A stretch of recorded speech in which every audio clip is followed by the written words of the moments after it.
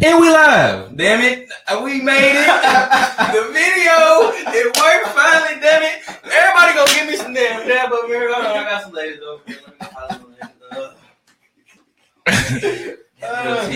Team squad. Success. We made it, y'all. We finally made it. How do y'all like that video? Man. Damn. Let us know, please. Do you know? I'm sorry, y'all. Listen, we said 7:30-ish. Okay, we failed. But we here though. No, we here and we live. And we directly with people. We got 16 people tuned in right now. Hey, if you tuned in right now, you haven't subscribed, liked, or shared. What's up, 16 people? The damn Disorderly Conduct page. Yeah.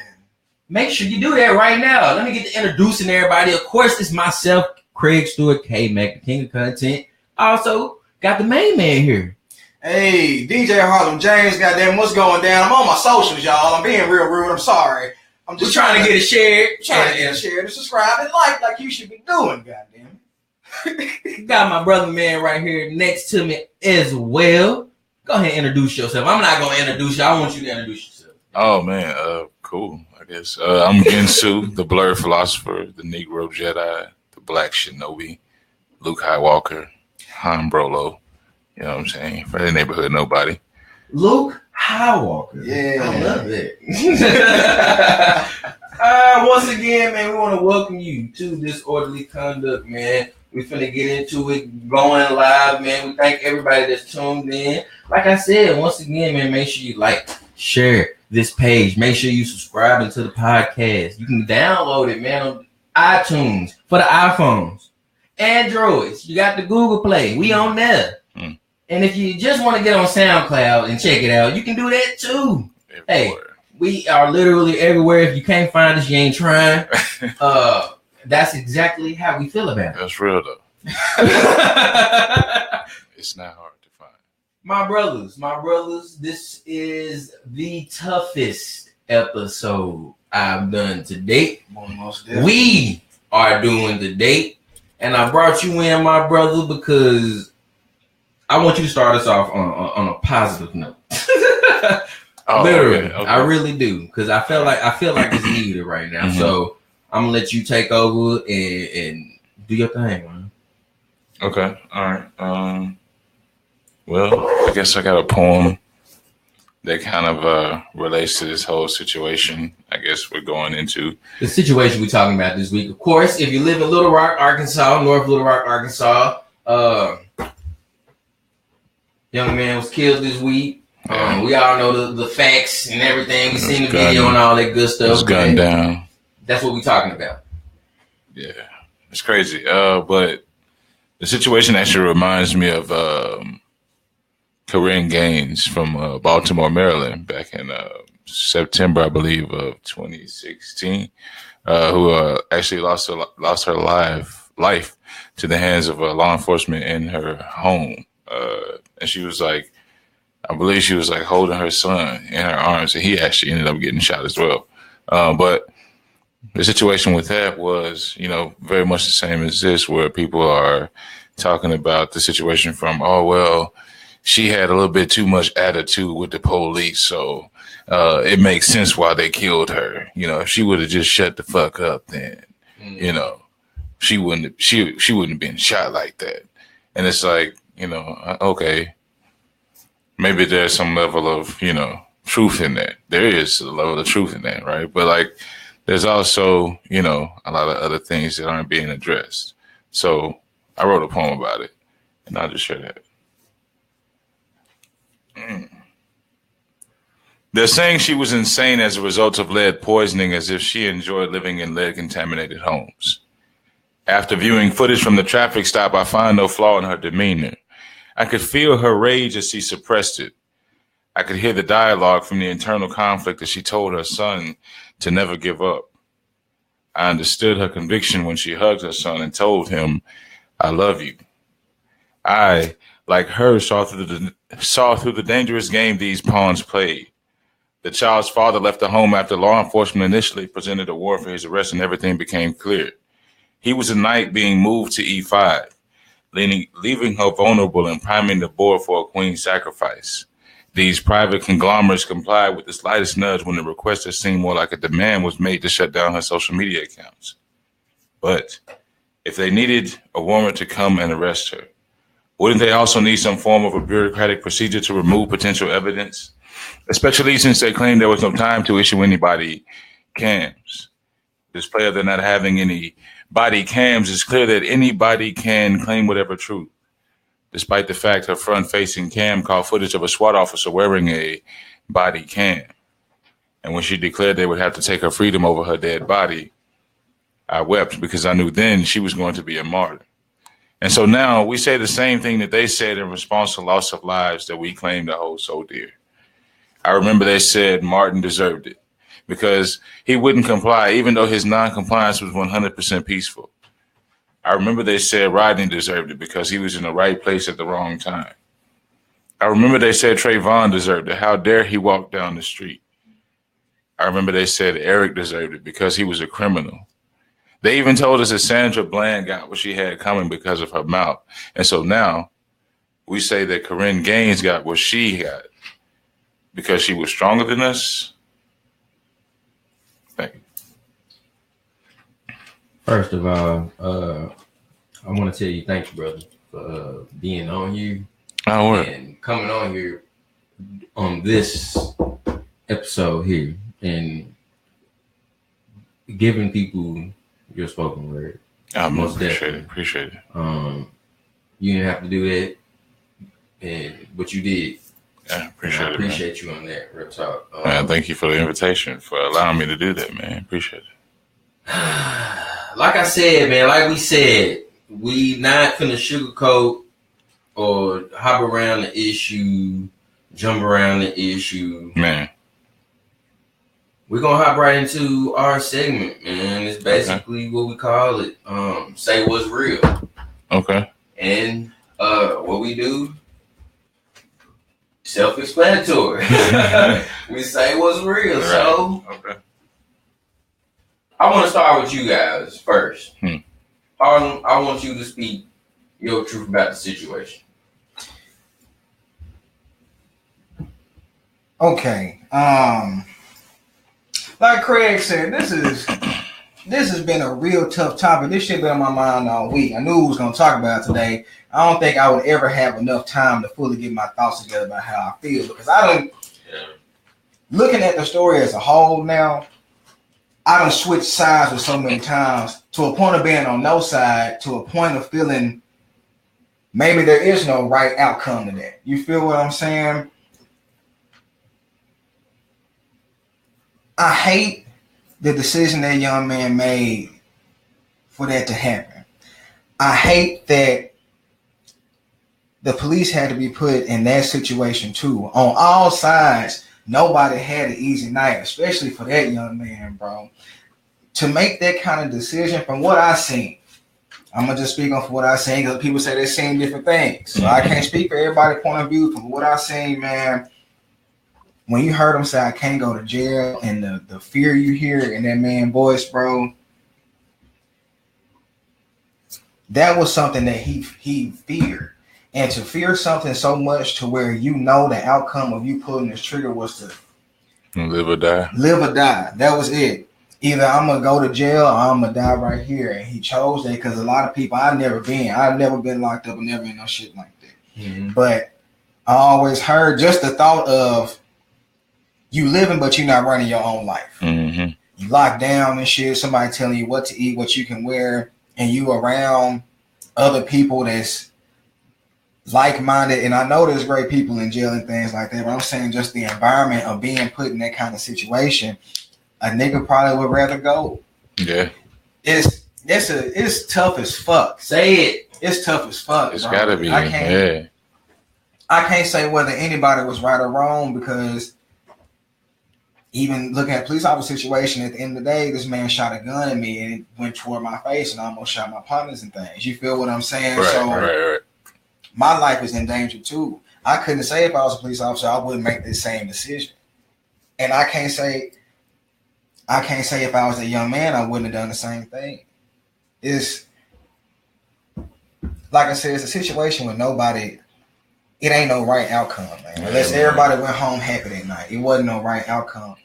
And I just hate it for everybody on either side to have to encounter that, for his homeboys to have to see that shit go down, for, you know what I'm saying, his moms and shit, bro. Like, just, it's a tough situation, man. I hate it for everybody. That's really all I can say. I know I'm repeating myself, but I'm repeating myself because my emotions been so mixed up over this shit. I don't know how to feel. I don't know how to fucking feel. And that's what's real to me, bro. That is so deep. I feel for that young man. At the same time, I feel for the police officer that was, you know what I'm saying, obviously in danger. Mm-hmm. I feel for everybody who was there that night, the young man, to see their homeboy get, man, just nobody's life is going to be the same after that night. That's going to be something that's going to be forever etched to your memory. No matter how old you get, you're going to remember that fucking night. It's hard to speak on, man. I'm going to let it go after that, but the shit just, I don't know. Man. So, what you got, brother? Man, it's a tough situation, man, because, I mean, I agree. You know, it's wild to think that people are talking about a 17-year-old as in, like, they can't understand why he would do something like that, right. You know? And first of all, yes, it's a bad idea to just pull the gun on the police like that. But it's like many layers to that statement, because it's not a bad idea to pull your gun on the police. Because, I mean, well, I'll get into that a little bit later. But what I'm saying is, like, you have a 17-year-old boy who doesn't think past, like, 2 days from now. Mm-hmm. And the reason I say that is because I didn't think 2 days from now when I was 17. So I understand, you know what I'm saying, some of the decisions that was being made on that level. And I understand how today I wouldn't make those same decisions, but I can expect the 17-year-old boy to make the decision with all the information that I have now, if I'm not taking the time to give him that information. You know what I'm saying? And so it's like, okay, what are we doing out here? But then also, like, looking at it from the other end, I'm like, well, why was this cop so persistent on trying to find something? You know what I'm saying? And why was he approaching the situation like that? Most people are like, oh, yeah, he was, like, being cool or whatever. But there was a real, like, condescending, like, undertone in some of the things he was saying to, like, every boy that got out of that car. It seemed like he was, like, almost insinuating everybody was a criminal as they got out the car. He was like, oh, those some nice shoes, you know what I'm saying? Blah, blah, blah. What was you doing at that party, though? Like, was y'all drinking? You know, it's like, it was a really weird situation all the way around. But my thing is, if you're going to pull a gun on the police, don't do it without no purpose, right? I believe the great philosopher Andre 3000 said, don't pull the thing out unless you plan to bang. Don't even bang unless you plan to hit something. You know what I'm saying? And it's like, I mean, yeah, it sounds cool on the track, but there's like some really key points in there. So, I mean, you got to be a lot more strategic like that. If you're going to make a decision like that, you're going to have to be a lot more strategic than that. You know what I'm saying? Like, don't just, I mean, because yes, you're going to die if you don't know what you're doing when you pull your gun on the police. Now, I mean, there's a select few people out there who will agree with me here, because most everybody that's listening to me right now is like, why is this nigga talking about pulling the gun on the police? Well, I see things from a different lens, because there's a literal, like, attack going on in the community to where CJ was even in a situation like that to begin with. You know what I'm saying? Because he was looked at as some 16-year-old black boy in a car with other black boys past a certain time. They got to be up to something. So let me go stop them and find something to put in the books or whatever. But ultimately, the discussion is not really needing to be about what CJ might have done or didn't do. What are we doing now to make sure we have conversations with the youth so that when they get into those situations, they can make a better decision? Now, most people Now, I don't know. They'll say things like, "Well, it starts in the home." You know, his mother should have been teaching him better, or whatever the case may be. But it's like we'll say that, and then in the same breath say it takes a village. So we have to hold ourselves accountable to say, what time are we devoting to make sure we're having this conversation with a young brother or with a young sister, to let them know that, yes, you had to maneuver a little bit better, but yes, it's people out here who maneuver the best and still get killed. So, I mean, you know, like it's not black and white, but still do what you got to do. You know what I mean? And I mean, I think it just boils down to what are we going to do from here going forward? Not like what he did or didn't do that day, but what are we going to do to help the next? Yeah, to move the China. Right. All right, let me get to everybody that's tuned in right now. We got Mr. Leland Smith tuned in. We got, I don't know if that's Miss. I don't want to disrespect, but Dominique is tuned in right now. Tosha's tuned in right now. Rasul is tuned in right now. We appreciate everybody that's tuned in right now, man. Thank you. We appreciate it. Make sure you hit that like button. It's 28 of y'all. I expect 28 likes on this subject. Hey, listen, it's a hard subject to talk about right now. What we are discussing is the shooting that happened this week. We know everybody has ran through it and ran over it, man, 100 times by now. So what I want to make sure I get across is that what we are not gonna do is disrespect the family. No. They've been through enough.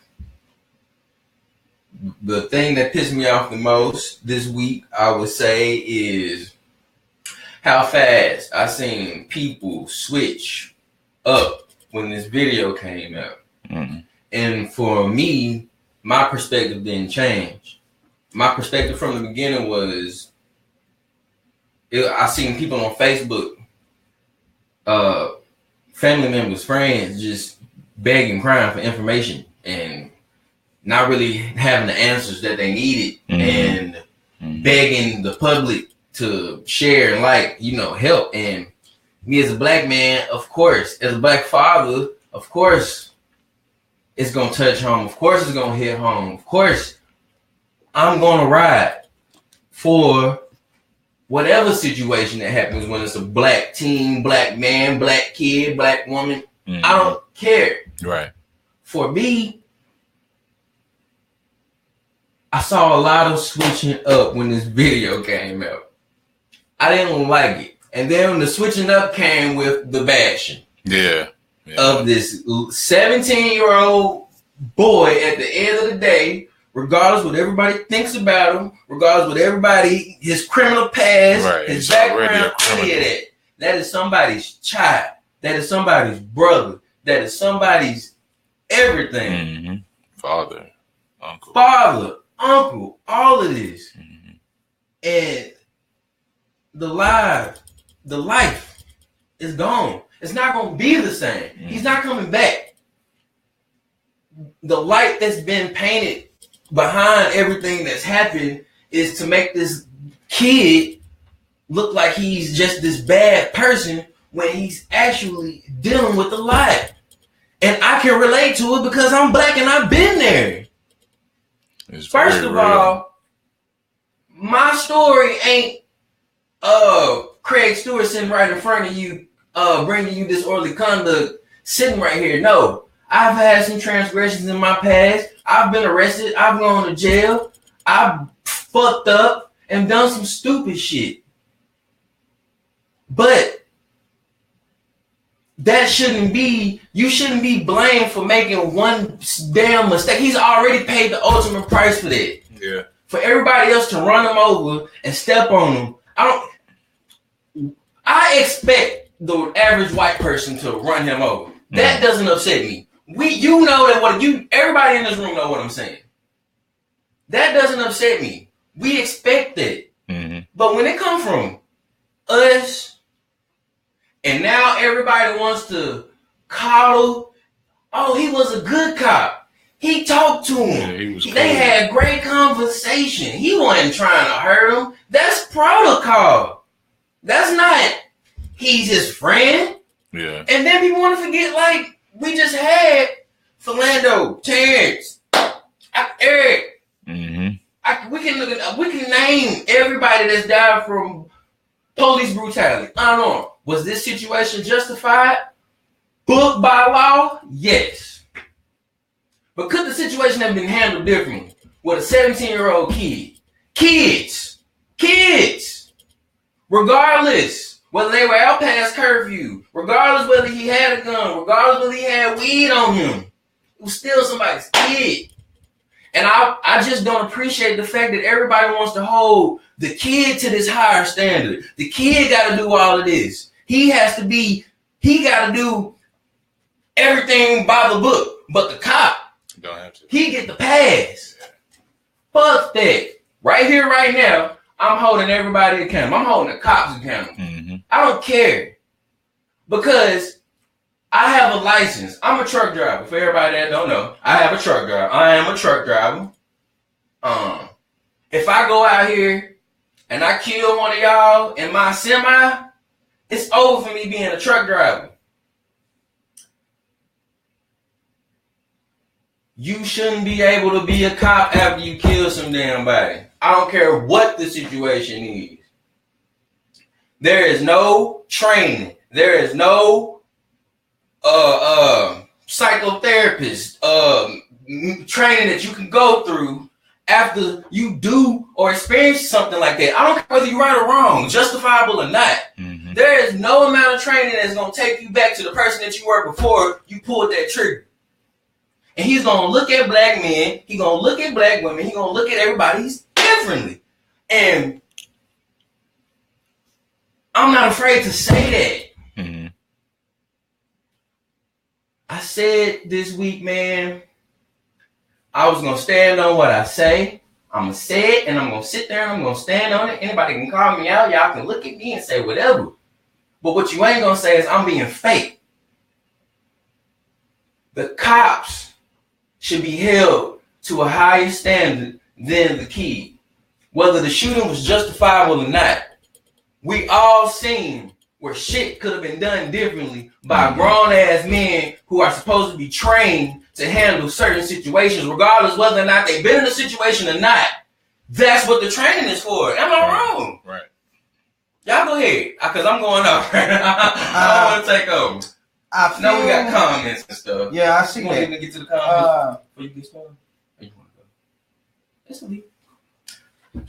Jeez, come on. Let's do some comment. Let's do some comment action. We got everybody tuned in right now. Like I said, this is a tough conversation to have. First of all, we didn't even say. I want to make sure we say rest in peace, CJ. Condolences to his family, his mom, Miss Crystal, Miss LaQuanda, his cousin, anybody that's family members, friends that know this guy that was a son, a father, uncle, a husband. It's frustrating because I got a son and I know how quick and easy it is for my son to be in that exact same situation because it doesn't matter whether he had parents. It doesn't matter whether he was raised right. Y'all know, like I know, when we stayed at our parents' damn house, we acted one way at home. And then when we went to school, we was a totally different goddamn person. So don't come at me with that. I just, like we said, let me get to some of these comments. Leland says, you make good points, but men mentioned you need to play their part before it even comes to this. I agree. I'm not disagreeing with that. I'm not disagreeing with that at all, Leland. Not one bit. Miss Denise, this is just a double comment. Let me make sure I get the full comment. Mr. Sheldon says, keep on pushing, bro.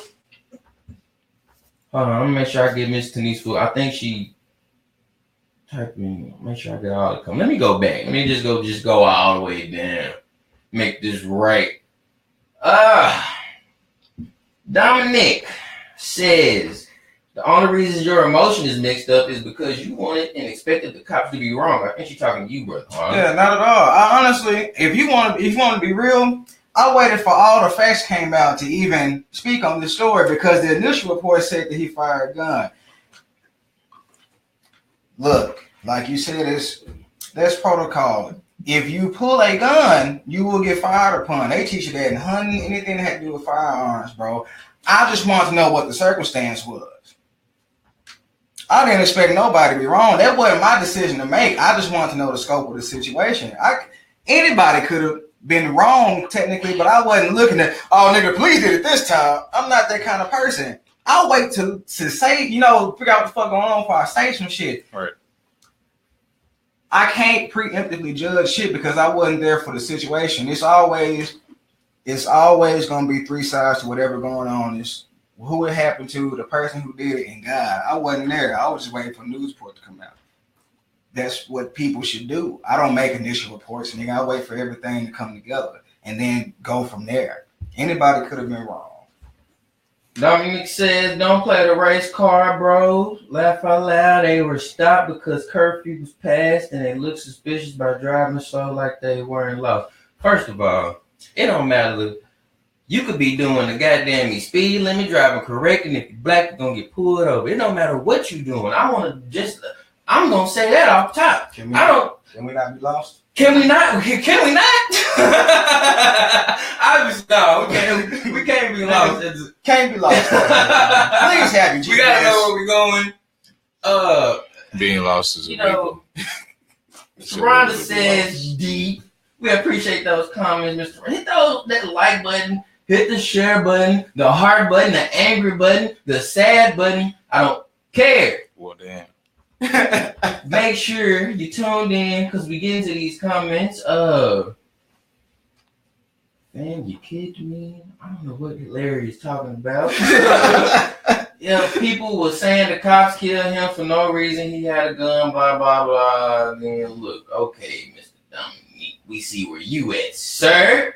Let's get to this other one. He did it to himself. He used to robbing. He was up to no good. He had more. He's that here guy. There you go. Dominique is man. that here guy. You okay, go. we figured you out. He came out the closet. Sound like a coon. Yeah. First of all, you can dismiss yourself. Definitely. This isn't the page or the broadcast. Definitely sound like a coon. If that's how you feel, sir. With you your can definitely coon exit ass. the stage left because we will not tolerate any disrespect of this young man. Fucking He has coon. already paid the ultimate price for his actions. So anything else you have to say, brother, is null and void. Coming into fame and what's wrong with you? Right. Everything that you have to say.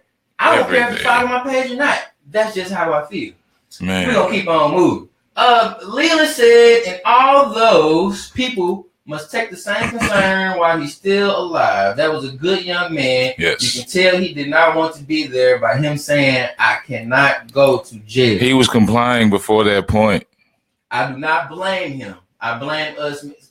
I blame us, man, who failed him. Let's say that. I feel that like a motherfucker. Everybody, not everybody. We failed him. Yeah. We failed him. Like Yeah. What are we doing to prevent this from happening? What, brothers, can we do to prevent something else We need to be having this conversation. like this from happening? We have this very same conversation with What can we tell? with the young CJ. You got the older brothers that said their opinion.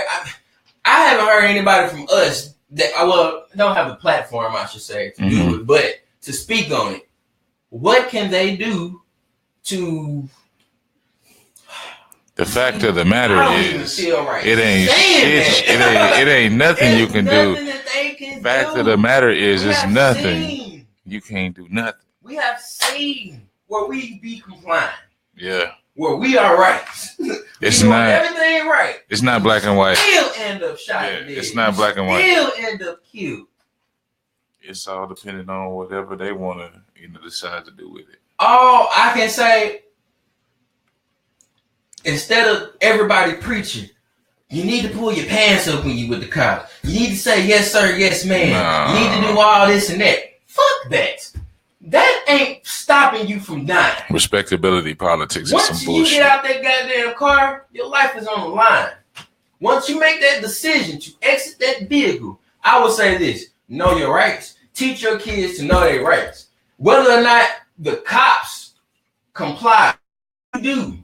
with your rights. You still need to know those rights. It's up to us to teach our kids the rights about when it comes to dealing with the cops instead of telling them, hands on the steering wheel, do this and that. That's cool. I get it. Yes. That's not finna stop shit. No. That's not. Don't let me take over, bro. Y'all go ahead. No, I mean, it's so many different angles. It's too many. It's too many. Because like you said, bro, we failed him, man. I'm gonna be real. Like I said yesterday, bro. And my job, I got into it with a young nigga. Had to be about 16, 17, bro, to the point where I wanted to fight this young man. He took it there with me, and I took it there. And that day I was pissed off. I went home, I thought about it. It's been on my mind since the shit happened. Because me being 27 years old and this young nigga being whatever age he was, I should have been more mature to realize that every action don't need a reaction. And it had to be, I mean, he was talking cash money shit, saying that he was going to shoot me and just talking shit to everybody, just disrespecting, you know what I'm saying, the workplace and the people that's in there and the folks that's using the thing. And my pride wasn't going to let somebody talk to me like that, no matter who they was. Now, like I said, when I got home and thought about, man, this nigga young, I remember being 16, 17, talking cash money shit. I ain't going to do none of it. Talking a whole bunch of them, I'm going to do none of that shit. What I should have done in this situation, bro, it had to be a reason why the young man felt like that was the way to act. I mean, he came in being disrespectful to everybody. Like it was, you know how when you was younger, you can tell some people just come in to disrupt the environment. That's what they're there for. And that's what he was on. He was seeking some sort of attention. That's the only way that he knew how to get the attention is by acting that way. He wasn't getting that from somewhere else. And for me to be a black man in a library system, which people, it blows folks' mind, black and white, like to see a black man in the library, bro, reading the book. I should have been a role model and not an aggressor. I failed that young nigga, bro. To act like that, and all I could have asked him, bro, what's wrong? What happened? Why you gotta act like that today? Yeah. I had the chance to be that different adult. I met him with the same aggression that he probably catch from everywhere else because of how he acts. Yeah. I helped the problem and not the person. Right. And it fucks with me. I failed the shit out of him and I failed the shit out of this young man. See, I don't even know the young man, but I know for a lot of us, especially in our age range, bro, we feel like teenagers so far gone because they did so much shit different from us that we don't want to talk to them. We can't. All right, no, them niggas ain't, bro. I can't deal with. You know what I'm saying? Right. Yeah, we can't look at it like that, man. The knowledge we like, bro. It's a whole different era. We grew up without a lot of shit they got. Yeah. They not gonna have that kind of wisdom. Even at us being 10 years older, bro, you can still teach a person so much younger, nigga. Man, I wrote a poem about that because like I was in the barbershop before I came over here, and I do this thing where I go around purposely spreading positivity with my spoken word poetry, just because we're gonna see stuff like this all the time, right? Mm-hmm. So what I'm having this conversation after I get done with these brothers, and they're saying, you know, oh well, it starts at the home. His mother should have been teaching him this, blah blah blah. And it's like, okay, well, one, how are we gonna say, you know what I'm saying? It's not up to me to have that conversation with that little boy. CJ wasn't supposed to hear that from me. He was supposed to hear that from somebody else. And then be okay with saying, well, because his mother didn't say it to him and he didn't get that lesson, it's okay for him to die, right? Because maybe he didn't have a father in the home. Right. Maybe he didn't have an uncle or a grandfather that was right there immediately having that conversation. Exactly. That's not to say, that's cool. I guess CJ, since he didn't have it, oh well, that's his fault. No, it's not his fault. It's our fault. Because we need to be right. Yeah. We definitely need to be taking the time to have this conversation with the youth, you know what I'm saying, to where they can, you know what I'm saying, even to the point to where they can like respond and ask questions and get to some point of understanding. Right, and it's like, not you just preaching. Right. It's people getting in, your young mind getting insight. They can express exactly what they feel. CJ can tell you exactly why he was afraid. He can express to you exactly why he did what he did if you just have a conversation with him. And I can tell you a few of the things he'll probably say. He watched police brutality videos for the last 6-7 years on his phone in class and all that stuff. So when he got pulled over by the police, there was a large level of fear associated with what could possibly go wrong, especially the fact that he was already in the system. You know what I'm saying? That was my first reaction was, did this boy have any reaction or any interaction with these cops or any cops before? I didn't even know he had been arrested or been involved with cops or anything like that before. It makes a difference. It does. Even if you don't have that particular interaction yourself, if you see it. Like, I just saw a video today where there was this black man in a wheelchair, unarmed, gunned down by like 6 different cops. And they approached him like a SWAT team and basically surrounded him and then just zoned in on him. And then shot the fuck out of him to where he fell out the wheelchair. That's fucked up. And I'm like, okay, but we're going to tell CJ not to pull a gun on the police. Are you shitting me? You can't understand why he would be that afraid. Yes, it's a bad idea to pull a gun on the police with no fucking purpose. But you can't understand why he would be that afraid. No one can. No one understands why a 17-year-old would make what we perceive to be such a stupid decision. Not only that, but hindsight is always 20/20, man. In the heat of the moment, ain't no telling what your reaction is. Like I said, bro. Did y'all hear me say the cops was wrong? Did y'all hear me one time say that they was wrong? Nobody said I want to make sure I get. I didn't say that. I haven't bashed them. All I'm saying is we holding these kids to a higher standard than we holding the police just because the kid had a gun with him. And ourselves. God damn it. Yeah. I don't understand why that's so hard for people to understand. Like, you a cop. I heard a cop say yesterday, I got the power to change your life with the pen, the stroke of my pen. This is my time. What do you want me to say? Right. What else am I supposed to say right now? Well, fuck you, got the copper. power to change your life with the stroke of your pen, but I'm not supposed to hold you to a higher standard when it's a high-ass situation or a volatile situation going on. Come on, man. Regardless of if they have been in a situation or not,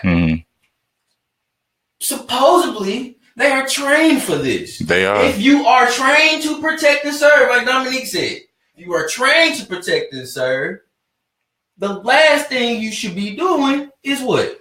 So the reality is they are trained to like provoke you like that, right? Like the reason why he said that shit to you like that is so you can respond in a fucked up way. And now he will have probable cause to do whatever the fuck he wants to do. Right. There are a few things that happened in that video where the cop actually asked for consent to search the car. Right. And the young boy gives him consent to search the car. From that point, now everything else that happens after that is very trivial because, one, he had consent to search the car, not the people in it. You know what I'm saying? They're not. Explain that because everybody don't understand that, bro. What you just said right there, yeah. I want to make sure people heard what you just said. He had consent to search the car and not the people in it. Why is that? Because the car and the people in it are not, the people in it are human beings. They're not objects that were placed in the car for you to search like you're searching the car. They have rights of their own, like not having to identify themselves in a traffic stop when they're not the driver, right? Like at that particular point, none of those kids needed to present any identification because they were not driving. But they didn't know that. You know what I'm saying? Like, they didn't know that when he gave him consent to search the car, he could have told him no and prevented everybody from getting out of that car. Nobody knows that. You know what I'm saying? Not at 17, because we're not telling them that. We're not teaching them that. We're telling them to pull their pants up. Yeah. You need to walk right, talk right, respect. Yes, ma'am. Yes, sir. You need to know. That's not helping the situation. I'm not saying you shouldn't pull your pants up. You shouldn't walk right and respect people. Pull your pants up. Come on, man. I'm a grown-ass man with 2 kids. 2 kids. I'm not going to teach my sons walk around here with your pants hanging out your ass. Come on. But is that going to keep them from getting killed out here by cops? No. No. What's going to keep them from getting killed out here is giving them the same information the cops have, right? So every cop out here is like, well, I need to know what I am protected by in probable cause so I can know how to maneuver to protect myself.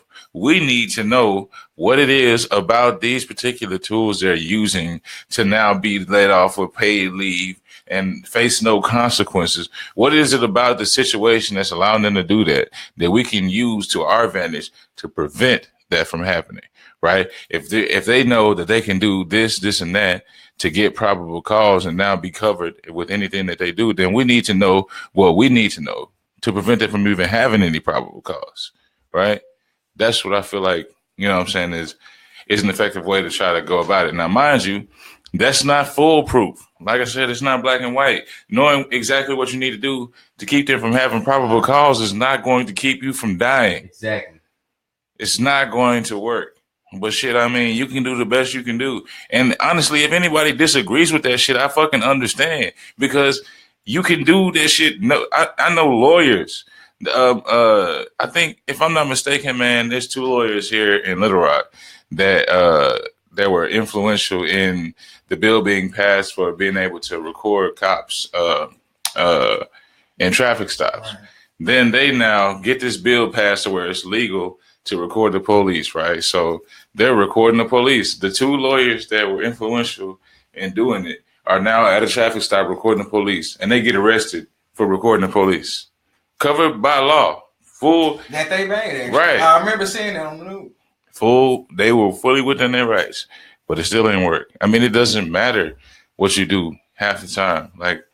But I mean, like I said, bro, I see it from everybody's side, bro, because if I was the police in that situation, my life in danger. So I'm gonna have to do what I have to do. I can feel the young man for not wanting to, you know what I'm saying, head that way. And I'm so scared. I would rather die than go to jail. Mm-hmm. I can feel that. I'm not nobody. Like I said, nobody gonna walk away from this unscathed, bro. This is one of them things that there's life and then there's real life shit, and this is a real life situation. Right. You feel what I'm saying, man? And y'all was harping on. We failed him, bro. We failed a lot of young black men out here. We're gonna stop. I want to stop talking about CJ. I want to stop talking about him. That's real. Because at the end of the day, the situation is what it is. It happened. It's done. It's not gonna come back. What are we going to do in the future? I want to talk about us moving forward. What, like I said, we can do as black men with a platform, with an audience, with people that's tuned in, that's watching, to do something different. I've spent so much time being angry because of the situation that happened, and I finally got it all off my chest. I'm done. Right. I'm done with it. The young man, I'm sorry shit happened. I hate that it happened. Rest in peace to his family. Rest in peace to him. Condolences to his family. Like I said, his mom, all the family members that I came in contact with, and over this week, and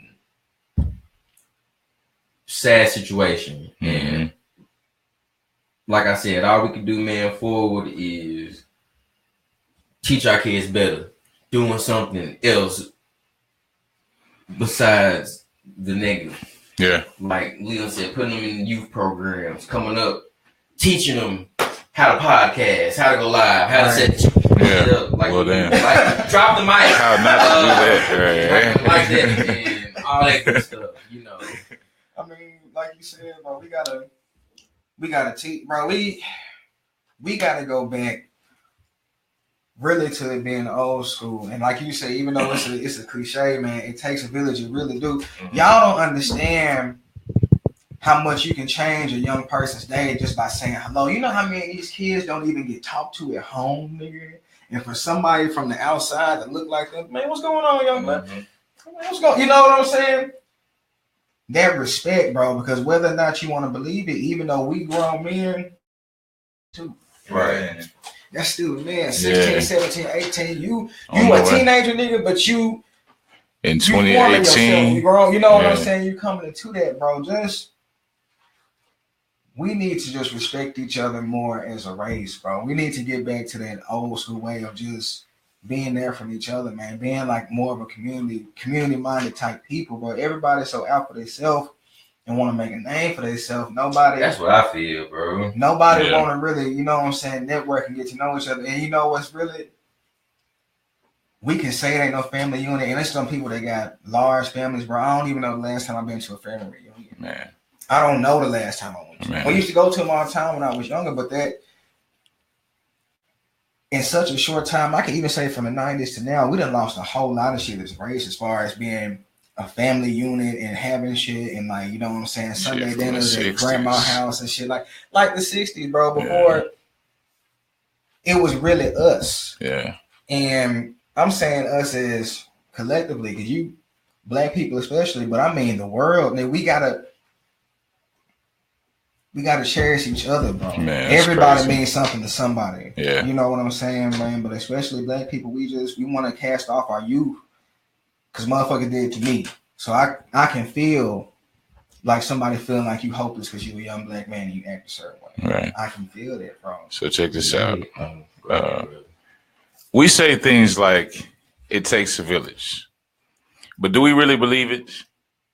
In a time when helping guide someone else's child is so desperately needed, let some elder offer your child assistance, and our first response is to present a defense level of resistance. But if we're to have faith in our elders when seeking guidance, why must we defend the next generation from an elder that lacks patience? With all this confusion, I can imagine a broken village surviving the weight of Uncle Sam's rape and pillage.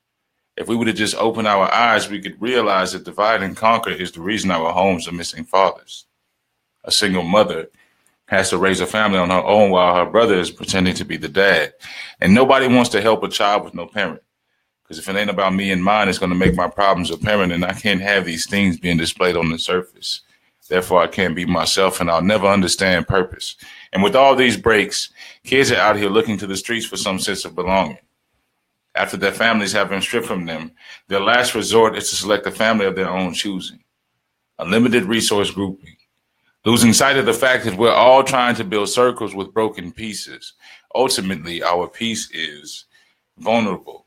No wonder we're ready to die for the color of our vest. After our broken circles have been shattered, we've got nothing left. So I wonder, what would happen if I asked you how you were doing and you could be completely honest with me? Releasing the weight of all catastrophe. In the right situation, it would probably save all our lives. Imagine. I'm getting robbed, and this man is so desperate, he makes his point blank. He has no idea. At this point, I'm going to do whatever I got to do to survive. No concern for cool points. Caught up in this crunch time, I missed something. The point. Instead of asking him how he was doing, I was so afraid of him, I went for the gun. The struggle continues, and we wrestle back and forth. I can see the pain in his eyes. They reflect the fear in mine. That image will forever be etched in my mind. Even after I took his life, I still wonder, what if I just asked him? Maybe he'd have put the gun down. Maybe we both still be here. Maybe we'd be sitting here sharing the beer. But that's a little something I wrote, man, because it's like, you know, bruh, what can we do to, you know what I'm saying, respond a little differently, man? That's exactly what this term just said. Sharon said, what ways do you all see to reach the troubled youth? A lot of these young guys are not willing to do these after school programs because they think it will make them look soft. That's when us as men, we got to step in and stop that and do more, which I'm really trying to understand, you know, how to get to that level with young men, because with young black men that are traumatized, that do experience PTSD and all the stuff that go on at the home or whatever through a father figure to a sister or vice versa.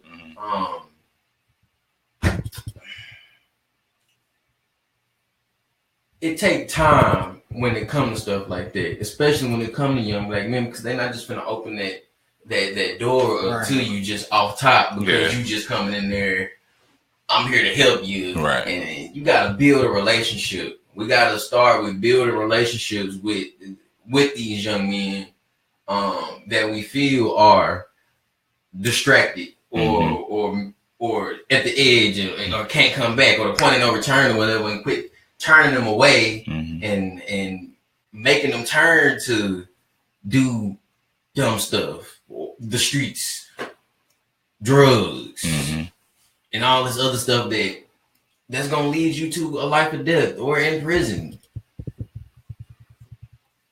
I'm a father, and my worst fear is what happened. My worst fear is me not being an example for them. Like, it's up to me to be the example for my guys, because honestly, I'm not gonna lie to y'all. I don't know what to tell them. I don't know what to tell them when it comes to dealing with the cops. I don't know what to say. I can say and say all day, but once you're in a situation, you don't know what's gonna happen. You got to improvise, make it up for yourself. You don't know what's gonna happen. We all experience different situations with the police. Man. Now, what I could do is tell you my situation and my story. I was arrested when I was 17, 18, because I was doing dumb shit. I was out here stealing stuff from a job that I worked at, and it was some real deal stuff, like some high quality stuff, and I was selling it, and it was just bad, you know. But bad decisions lead to prison or jail. The next step is prison, but an arrest. And once you get an arrest, you get a record. And once you get a record, you get nothing else after that. Life is harder on you when you have a record. And they set it up so easily for us to. It's hard on you when you have a record. Life is 10 times harder on you when you have a record. If you're young and you listen to this, I'm telling you, I just went to jail. Yeah. And do you know how hard it was for me to find a job? Something as simple as a failure to appear. A misdemeanor. Yeah. You can't get a job. Nobody's gonna hire you. It's a wrap. And I want to stress that I've been there. Right. I'm not talking about something that I haven't done. Now, was I out there? No, but I was a black man that did stupid shit and made stupid decisions. I got one for that too. And if I can tell somebody to not do what I did, not be stupid, don't risk your life, don't risk opportunities with being a better man. My whole future was ahead of me. I didn't see that. Like you said, I was just living for 2 days trying to get to some money. Right. Because I'm out here on my own trying to pay bills, and I gotta have something to do something right. Right. And temptation set in, and I messed up, and I done something stupid. Now, what if that situation would have messed up my whole life? I would have been judged off that one situation for the rest of my life. And that's not fair. And I'm not saying that it would have been my fault. Mm-hmm. I'm trying to stop that from happening from other people. Right. You go ahead, bro. You tell your story. See, and I tell folks this story all the time. Background on me, I'm pretty much a clean cut dude. I ain't really done too much dumb shit, except some pharmaceuticals here and there, and sometimes the devil's lettuce here and there. But it is what it is. Devil's lettuce. The devil's lettuce. But man, when I was younger, this had to be when I was either 16 or 17. 2-parent household. Mom was a principal. My dad worked a factory job. Mm-hmm. I went to school with my moms for a long time. Knew people throughout the school district, shit like that. You feel what I'm saying? So I'm just giving you a background. So when I tell this story, you can see the situation where I come from and what the fuck happened, and see how shit can get real. Now, I'm in the house chilling on a Halloween night. I get a call from my friends. They're coming down the street. We mobbed together. I say mobbed together. We got into a group. We went out and we did dumb teenager shit on Halloween. Hitting mailboxes with bats and shit. May or may not have fireworks. may or may not have done things to the property. So at this time, we walking home. I'm coming, and y'all from the Rock, so y'all know. Anybody out there is from Little Rock, you gonna know exactly where I'm at. I'm coming up baseline past Quail Valley, almost at Rallies. Rallies on my left-hand side. It's me, it's probably about 10 other people. Mm-hmm. We see blue lights and cops shooting up the fucking street. We walking on the curb. They done swung on the sidewalk, opened their doors, hopped out, put the lights on this nigga, had their guns drawn. Terrified. Had their guns drawn, nigga. Wasn't no warning, nothing. Everybody put their hands up. So we done threw all that shit. Everybody put their hands up. Just so happened, earlier that night, we ran into a police officer who was looking for a little kid on the block where I stayed at. He was the first car on the fucking curb and said, "No, that's not them." It was a shooting in Quail Valley, nigga. At the same time, we was out doing dumb shit. And we just happened to be a group of black kids walking up the fucking street. They didn't know we was doing dumb shit. Other situations occurred, and they seen us. Pulled on the curb, hopped out with guns, nigga. Everybody had guns on them. Everybody had lights. When that cop said, "No, I know them, they good." Do you know the relief I felt? Nigga, it was my fucking senior year, bro. That could have been it. And not only that, bro, when that happened, they didn't leave for a while. So it's people, cars slowing down, watching what's going on. Right. And the most embarrassing part was a woman, other than, because I'm thinking past the guns and shit. I don't even know how I thought I was going to be out of this situation. A woman rolled by. She rolled her window down, looked out the car. "Oh, I thought that was my son. I ain't even think my parents would ride down the fucking street and see me in this dumb shit." One bad decision, bro. That's all it takes. And we would have been the victims in that case. Of course, we was out doing dumb shit, but we had nothing to do with the actual shooting that was taking place, bro. Just shit like that. Everybody got different encounters, man. You out being doing the dumb shit still doesn't like justify you getting killed. Right. It like never, ever does like a bad decision justify you like being gunned down like that. Shit get real, bro. That's all I'm saying. Situations happen. Now, mine completely different from that, but in the blink of an eye, bro, your whole life can change with some shit. And that is still probably one of the most scariest nights of my life. Not only that, after that happened, we all split up. I went off and did some more dumb shit. So I went to the damn Little Caesars. It took a while. It took a while. Exactly. That's the point. Well, we done made it. I'm about to go out here and do some other shit. That's the point. It takes a while to get it, man. Right after that, bro. Like, nigga, immediately after that. I'm in Little Caesars parking lot talking to my homeboy, and I'm just burning paper. You know, you remember when the police used to sit where Carrie's at, that building off in the cut, that little gap right there, used to be a hair store and shit. Mm-hmm. My nigga told me, he said, "Bro, there's a police officer over there. He gonna come over here and say something to you." I said, "Man, fuck that. I'm sitting here. I got lighters. It ain't supposed to be happening." Right. Burn a bunch of shit. Woo! Excuse me, sir. Hey, man. Chill out. Yeah. I said, "All right, bro." About that time, my sister blew my motherfucking phone up and cursed me out because I'm supposed to be at home and shit, bro. It's a school night. So much. You young when you're 17, and you make a lot of dumb decisions, man. Youth is bliss, and youth is also ignorance. And I was ignorant as fuck that night. So I can see situations where people get caught up and they change their lives, man. Mm-hmm. It's shit crazy. Life get real. Life get real.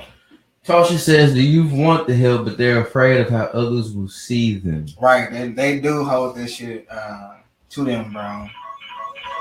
Oh, my alarm's over here going on. Damn.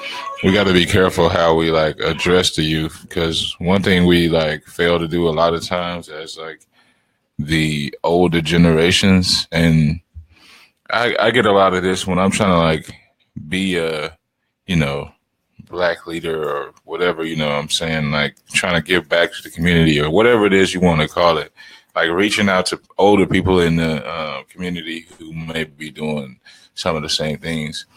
There's this whole like, oh, well, you a young nigga and you're going to have to work like for this information. I've been out here doing it 50, 60 years, 75, and I'll be damned if you get it, just because I gave it to you. you're going to have to put in this 60, 75 years worth of hard work that I put in to get it too. And that's a problem because we're missing a lot of people with that. I mean, the whole reason for you to go through that 60, 75 years of whatever you went through was to pass it on to somebody. So why would you fail? Like, why would you miss your whole purpose? It's selfish, kind of. It is very selfish. It is very selfish. But yeah, man, like we miss that. All right, man. We done been on this heavy stuff for a while.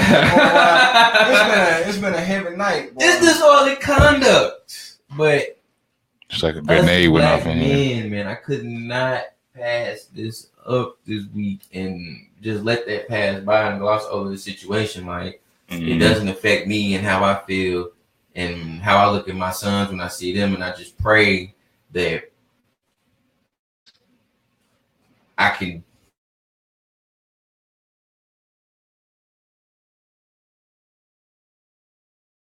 I know how your sons to be modeled like that boy from H&M.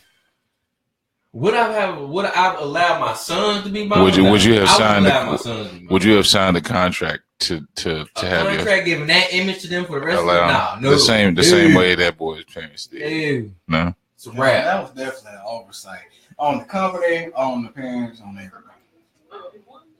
Okay, the lady say for how much money y'all say y'all was signing y'all kids up for? The mama signed the contract for $1 million. Oh, the mama. Okay, I'm sorry. I don't want to put words in there. She say signed the contract for $1 million. She say everybody tripping that says that boy should have been on the ad. She say y'all tripping. And what's funny is when I first saw that thing, I was like, you know what? He wouldn't have been on there if his mama and daddy didn't let him on there. Exactly. You know what I'm saying? Like, so if anybody should be upset, it ain't being upset about H&M or none of that shit. It's, hey, his mama put him up there. Like, she did it willingly. She made that decision. So, shit, that's... I mean... But half off everything? I mean...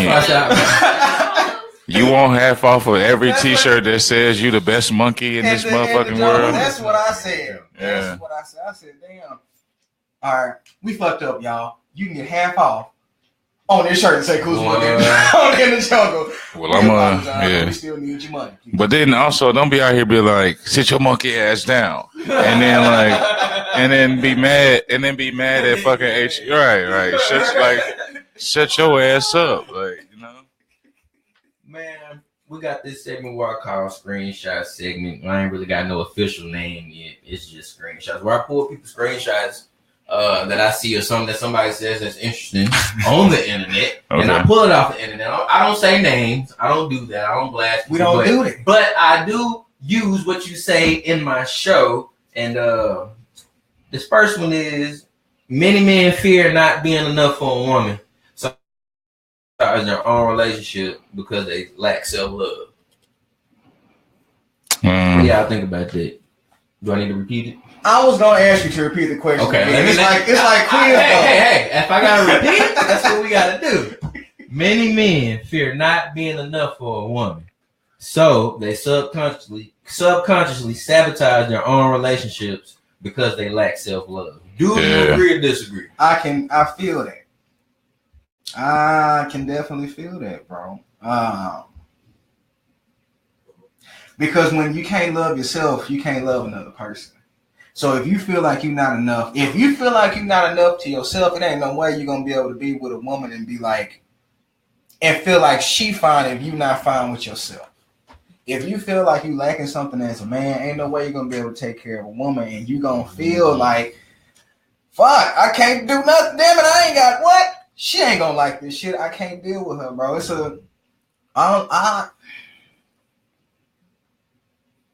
A lot of people also beat themselves up, bro. And I'm a victim of that. I'm the hardest person on myself, nigga. I could do 100% things right, and I'll find some shit wrong. It's never enough of what I'm doing. Yeah. So I can see myself projecting that onto somebody. And when I do that, I always apologize because it's not them I'm mad at or I'm upset with. I'm upset with myself. I'm upset that you fine with me feeling like I'm not enough, even though you don't know that. You accept me for me right now, but I feel like I'm not doing enough, and it bothers me that you think that this shit okay. It's a weird mindset, but that self-hatred is real, bro. And not feeling like you enough, that shit is 100. That would take you out of the game some days, bro. Some days I still struggle with this shit now. There's some days I wake up and be like, damn it, you gotta do this shit as you again. You didn't wake up as Will Smith for nothing. Fuck. Yeah, it's crazy. You know what I'm shit like that, man. Yeah. I can feel that. I feel that. I definitely feel like it's some truth in there. There's levels to everything, man. But like, you know, there's a situation where, you know, you have to be firm in yourself enough to know, regardless of whoever or whatever may be suggesting that you are not enough. You know within the deepest parts of yourself that you are doing enough. You know that you are sufficient, and you stay grounded in that, right? But, you know what I'm saying, it's levels, it's layers. Because, I mean, don't put yourself in a situation where you got to sit next to a person that's going to tell you you're not doing enough every day to compromise yours, you know what I'm saying, personal state of being, to where now you start second guessing and you no longer feel confident in the fact that you know you're doing enough. Do not put yourself in that situation. Do not allow that to go on in your life. You know what I'm saying? And that's part of knowing that you're good enough, because when you know that you're good enough, you're not going to allow that shit to sit next to you. You know what I'm saying? You're going to be like, you know what? Fuck all that shit you saying. I know goddamn well I'm doing what I'm supposed to be doing, so shut the fuck up or keep it moving. You know what I'm saying? But that's part of like knowing that you are enough. And it's like, it's many layers to that shit, because it starts with like you said, loving yourself. You know what I'm saying? You have to know who you are before you can start existing around other people, because whether that woman is there or not, are you going to be enough? Like, it's not even just about being enough for her. Are you about it enough for when ain't shit else here? Are you enough for yourself? You know what I'm saying? From there, then you can say, okay, maybe now I understand I'm enough for me. Okay, yeah, I'm enough for everybody out here. I don't give a fuck. And anybody that wants to fucking sit next to me, I'm not going to have to do all extra nothing, because I'm already enough for them to be here. Yes, you know what I'm saying? My life is going to be a hell of a lot easier if you and I can sit here and actually operate on like the same fucking frequency. That shit is going to make things 10 times easier. But if we can't work like that, I'm not finna fucking sit here and force you to do it. You know what I'm saying? Because I am sufficient enough for this to work with somebody. You know what I'm saying? If you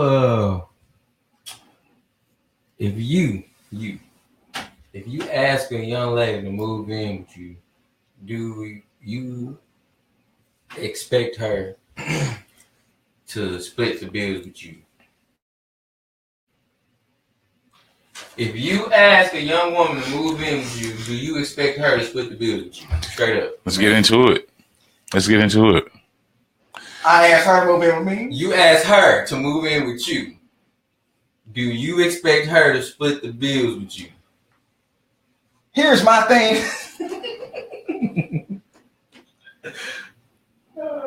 We're in a relationship, right? So it's a partnership. We gotta make things work together. We gotta come together. I don't see nothing wrong with splitting no bills. That's just me. You moved in with me. I love you to death.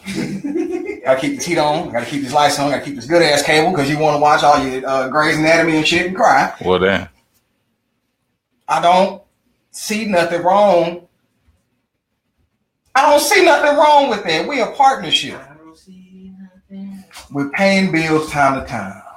I don't see paying bills from time to time. Oh man, that's dope. I don't see nothing wrong. I don't see nothing wrong. Paying bills time to time. I mean, it is what it is. I feel like that's how a relationship should work, man. Because when you get dependent on one person to keep doing everything, motherfucker may get tired of it. And when he say no, what you gonna do? You gonna lose your Grey's Anatomy. Now you can't be sad. All I'm saying is split them bills. Yeah. Split them bills. I believe it goes vice versa, but then also it involves like, I mean, here we go back to this layer shit because like,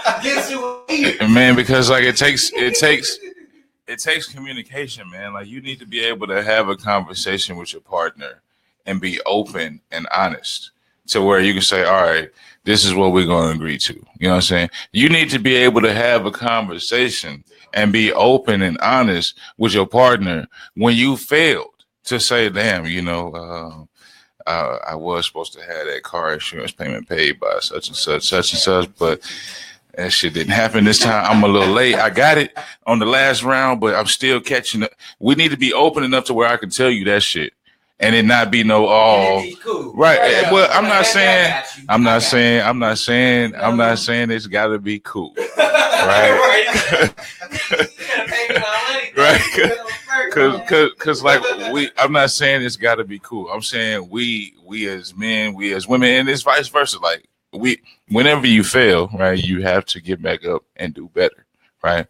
But you need to be able to have that conversation with your partner, especially because if not, you know what I'm saying, that's when you start getting those second guessing and you start feeling like, oh, maybe I'm not enough, you know, like because I can't even open up to this person. And as a result of not being able to open up to this person, that person now can't open up to me because I'm damn sure not going to let you open up to me if I can't open up to you. You know what I'm saying? Right. And that's just, I mean, I think that's subconscious. Even if you want to, you're not going to because you're going to feel some type of way about being like, damn, this motherfucker talking to me about all the shit they got going on every day. But nigga, my fucking, you know what I'm saying? My grandma just died. And I can't ever talk to you about none of this shit, man. Fuck talking to you about anything. You can't open up to me, motherfucker. Because I can't open up, you know, right? Like you build this type of resentment. Like, so when it comes to shit like that, man, like being able to communicate, like, yeah, we're going to split these bills 50-50. All right, cool. Let's do that. Right. But if that shit comes down to where you can only put up, you know what I'm saying, 35 this month, you know what I'm saying? Say that shit. And when that shit happens, you know what I'm saying? Say that shit in enough time to where that 35% can be picked up and y'all can work something out. You know what I'm saying? And then next month, nigga had a 50. But like, you know what I'm saying? Right. It's like, it's a matter of, you know what I'm saying, communicating and building towards it. Right. And it's actually certain components that can be missing to where it will prevent you from like wanting to even do better. Like when you fail and you feel like you can't even talk to this person about, you know what I'm saying? You're like, damn, well shit, like, man. And then you're going to keep on failing. You know what I'm saying? And it's about that mindset where that person might have responded to say, well, because you failed, you ain't enough, right? Now you start second guessing yourself and you're like, well, damn, because now I'm not enough. Now you continually failing. I feel that. Because you can't even open up about, you know what I'm saying? Right. All a woman wants you to do is be real at the end of the day, whether you right or whether you wrong. I think at the end of the day, if you come to them real from the beginning and from jump, and you just be honest and open, man, that's really the truth, the key to all of it. Whether you in the wrong or not, if you get caught doing some shit, just admit the shit. Man. Be 100 and admit the shit. A lot of men, man, we do a lot of fucked up shit out here, and then the shit get brought to us, and then we, well, a man. Black men don't cheat. You know what I'm saying? Black men don't. Black men don't cheat. Right. Black men don't cheat. Hashtag.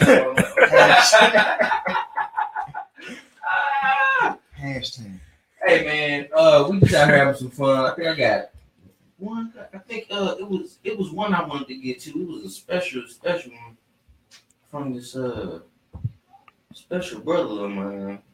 Let me see if I can find it in the meantime. Let me find this one. Ladies, your man eat first. End of discussion. You fix his plate first. My girl taught me that when we first met.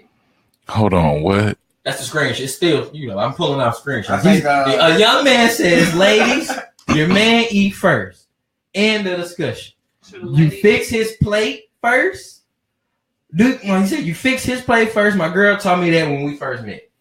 Is that true, lady? Should a lady have to fix his plate? Fix the man's plate first? Before the kids. Do you feed your man before you feed the kids? The big piece of chicken. The big piece of chicken. The big piece.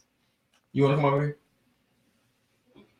We gotta know. We gotta know. I know. got ladies in here. Who wants to? Either one of y'all? Nobody. There's no right. Kids eat first. Kids eat first. That makes a lot of sense. Because they are the future. They are the future. Whoever gets to the kitchen first. That's what I did. Goddamn, when that was the last week Hawaiian roll. Yeah. I'm mad at you right now. I also feel like it's also 2018. So yeah, there's a large level of whoever gets down here first. Like if you up there on the Xbox and you won't bring your ass down here, man, daddy finna eat, goddamn. You know what I'm saying? And it also, likewise, if daddy won't get his ass up from the game and come to this motherfucking kitchen, he ain't gonna get it. You know what I'm saying? Right. Listen, goddamn that. I don't give a fuck what time it is. What time I come. Nigga, I'm not finna bring you this plate on the toilet. Damn it, them kids, they can eat first. I'm not saying don't eat. The big piece of chicken that's left. Right. That is daddy's piece. Hungry eaters better leave. Right. If I say I like thighs, I better have some thighs, nigga. Yeah. My mama came and woke me up in the middle of the night, brother, and was like, "Turn the lights on." Excuse me. Did you eat the big piece of chicken? Oh, damn. I was like, no. Nigga feel like he on Law and Order being interrogated now. Like, right. Let me see your hands. We need to take fingerprints. Chicken, season it, and then refry. So that's what you really meant. It's gotta be done before he go to bed. Man. Hey, all I'm saying is, you know, it don't have to be first, man. Let me see what I got. Let me see what we got here with these comments. We haven't been getting to these comments. Sheldon says. Shar first. Shar says. Hold on. Male perspective. Let me get back. From the male perspective, what would you tell your sister if she married a man who refuses to work? The original plan was split bills, but he didn't hold up his end. Then what? Then it's time to dismiss that sorry ass nigga from the equation. And that's my sister too. I'm sorry, sister. Yeah. We gotta dismiss. We gonna have to. If he's not doing anything, there's no plan. There's nothing. If there's nothing at all, then let's just keep it all the way 100. I'm gonna say it, and I'm gonna piss people off when some of y'all women like sorry ass men. That's real. That's real. So they're gonna continue to do it regardless of whatever we say. We can say this is how you avoid that shit from happening. Because you see potential in them. Because you see greatness in them. But let's not point the finger here. Let's build them up and fix them. But let's not point the finger here. No, we ain't pointing the finger. Because we can say all day that there's women out here trying to fix niggas and Captain Saver niggas and all this shit, and they right. We can say that all day, right? But this Captain Saver hoes out here too. You know what I'm saying? And there's people out here, right? And so rather than you're getting caught up in this, you know what I'm saying, Marvel Cinematic Universe and DC movie, everybody getting caught up in donning the cape and, you know, getting their origin story on how they saved the motherfucker. Stop worrying about this shit, man. Leave it alone. What's in it for me? You know what I'm saying? Once you get that and you're good, you know what I'm saying, and you're going to get what's good for you every time, then you're going to find a motherfucker and you're going to you're not going to be satisfied until you're getting enough from that person. Right. But then, you know what I'm saying? If you, we got a real deal situation going on. What's going on? What's up? Miss Shar is actually having some real problems over here. We're gonna work this out. Damn. Shit. We're coming to the rest. Let me go back. I call myself a philosopher, but I can't. It said from a male perspective, what would you tell your sister if she married a man who refuses to work? The original plan was to split bills, but he did not hold up his end of the bargain. Mr. Fortenberry said, then he needs to roll short cuts if he is not trying, which we all agree with. Mm-hmm.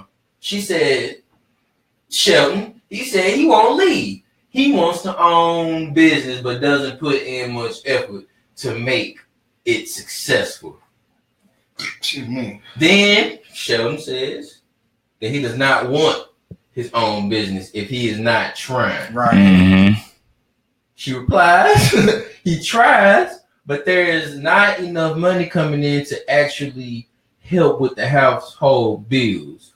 That's a problem right there. But we said, she just said he's trying. He's trying. She just said he's trying. So we went back and said, if he's not doing nothing, get that nigga the fuck up out of here. Then we said that he's got a plan. Now, mind you, trying and doing are two different things, right? So if the brother it's a difference in being in the process and, you know what I'm saying, building and actually building versus like, you know, deep inside, you're not doing enough. You're not giving it 100%. You're not giving it enough effort to even yield the results. If you are not doing that, you know what I'm saying? If you feel like that's not what's happening, you know what I'm saying? Now, there's a different level of whether or not that person is actually doing those things and you're not giving them the credit for that shit because you can't see their struggle. You don't know what they hustling on. You don't know the work. Now, you will be able to see some results after some point if a person is actually putting in work. But I'm saying you got to be able to understand the different sides of the coin. So, like, if you're going to sit here and say he is trying, is he trying or is he doing? Is it what? Because, I mean, on one hand, you saying he ain't doing nothing. But now you're saying he's doing something. Yeah. So which one is it? I can see the confusion. Look, here's my thing. My mama taught me. That sounded so country. We from Arkansas, y'all. If you watch, and you can tell. Yo, my mama taught me this phrase: "Hustle while you wait." Now, okay. I really want to be a DJ. Like that's my shit. I love to turn over the mixer. I got the big ass wax at the house and everything too. I want that to be my own business. Mm-hmm. At the same time, in reality, I know at the time right now, this is not a constant money flow. Now I'm staying up under this person's roof. I feel like